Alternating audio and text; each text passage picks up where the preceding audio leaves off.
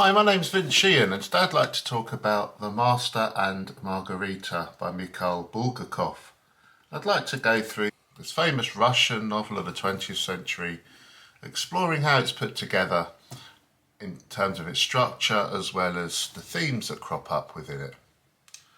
Now, Bulgakov started this in the late 1920s and worked on it throughout the terror of the 1930s in Moscow under Stalin, of course.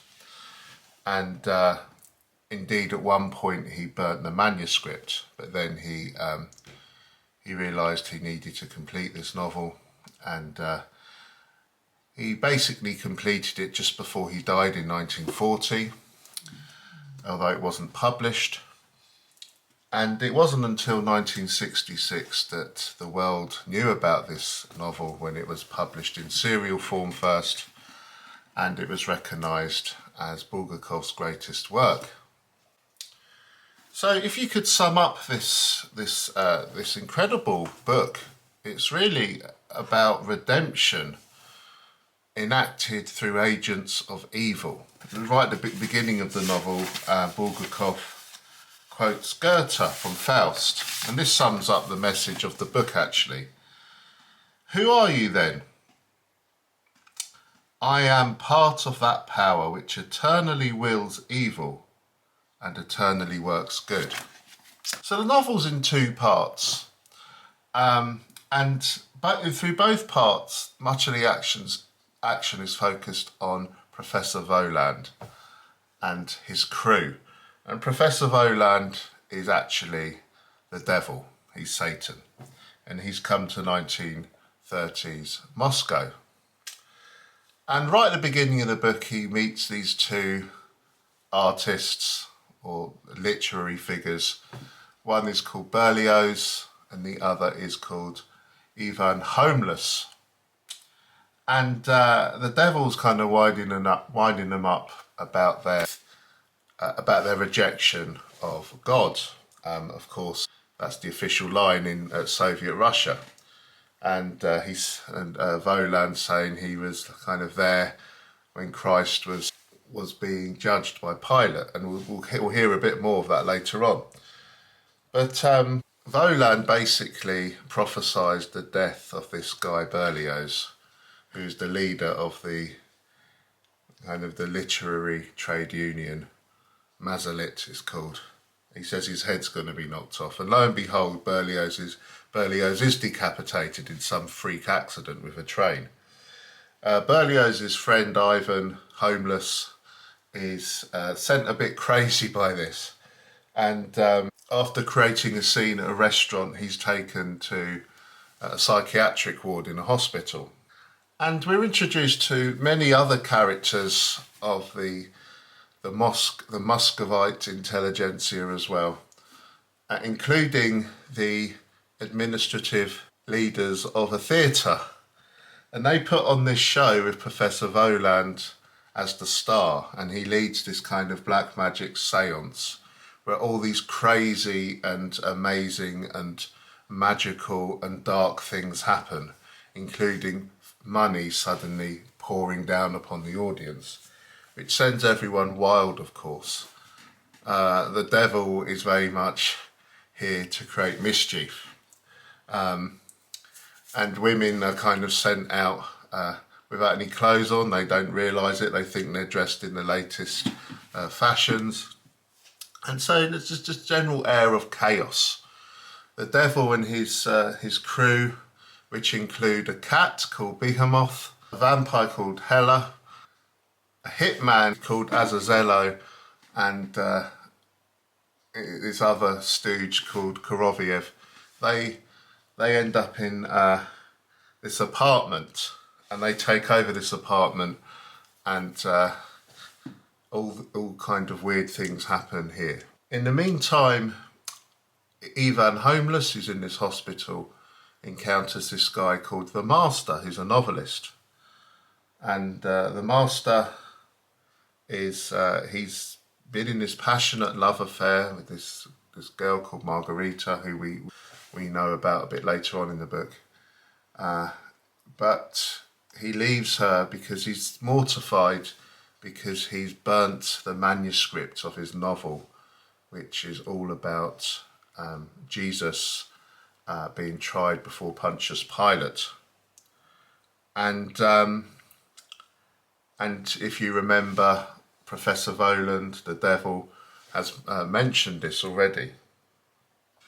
Now, while this action in Moscow is happening, we have this novel within a novel, whereby we're in the world of first century Jerusalem, and we meet Pontius Pilate as he cowardly condemns Jesus to die, and we meet Matthew, the tax collector, Matthew Levi, who witnesses Christ's crucifixion. Matthew takes his body.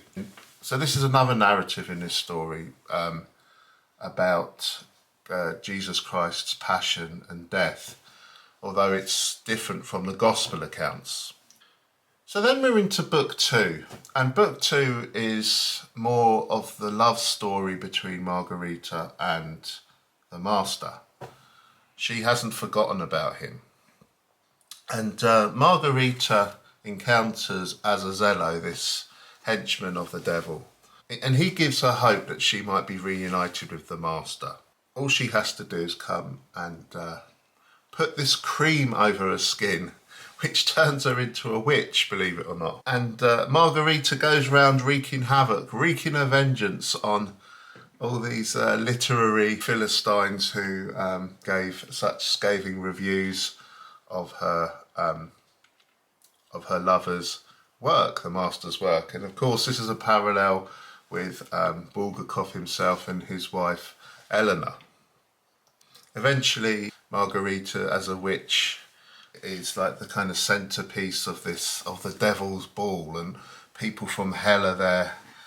And she's granted a wish from the devil for doing this. And she saves this lady from hell who killed her child. But then she's granted another wish, and she wishes to be reunited with the master, her lover. And lo and behold, the master, somewhat surprised and shaken up, arrives at the apartment where their relationship was forged. In the meantime, in first century Jerusalem, in this novel, Judas, who betrayed Christ, of course, is wanted for questioning by Pilate, but Judas is killed in the Garden of Gethsemane. And Pilate very much is coming across as a tortured character by now. He's haunted by his cowardly actions, and he's beginning to realise that this person, Jesus of Nazareth, is perhaps the answer to his life's quest, if you like. And in the meantime, in 30s Moscow, there's these huge fires raging in Moscow.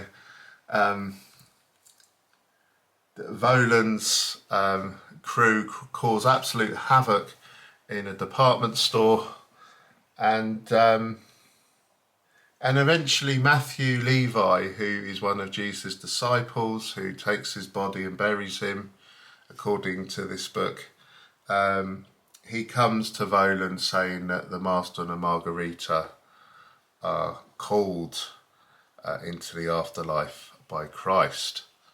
So they're poisoned by Azazello, and they die, and they're led away into the afterlife by Voland and his crew. So the agents of evil and darkness, the devil and his demons,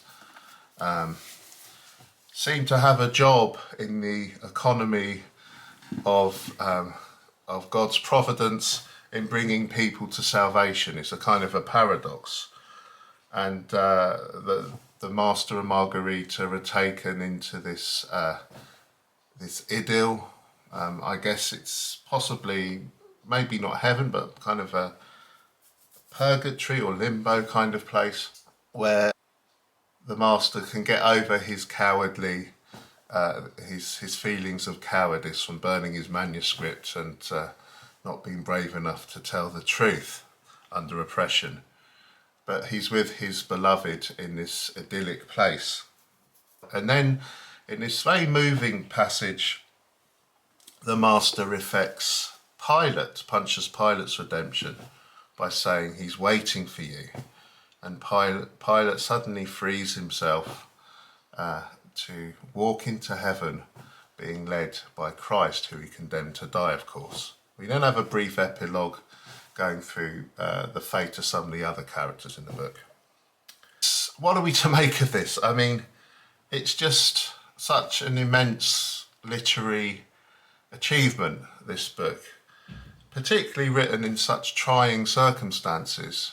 It very much is testament to the human will to express oneself despite the odds, even in the darkest and most terrifying of times, such as 1930s Stalinist Russia.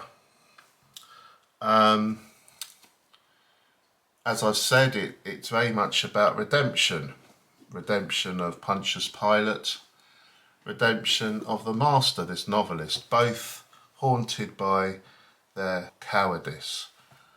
Pilate putting Christ to death, folding to the crowd, if you like, and the master burning his manuscripts, not being brave enough to let his art speak out. And they're both redeemed. It's about love as well. Margarita just loves the master. She never gives up on him. Of course, there's a lot of satire and social commentary of and the Soviet censorship and the whole kind of absurd, farce-like nature of Soviet life, but also of its terror, of course. And the passages written about first century Jerusalem are so beautiful. I think they're really incredible, the detail he goes into those passages, so lovingly recreated, and so different and strange from the rest of the book, yet they're united in their themes. Very powerful and very impressive in its scope. And there's these set pieces in the book as well, like the seance in part 1 and the kind of witch's ball in part 2, which are kind of virtuosic displays of Bulgakov's craft.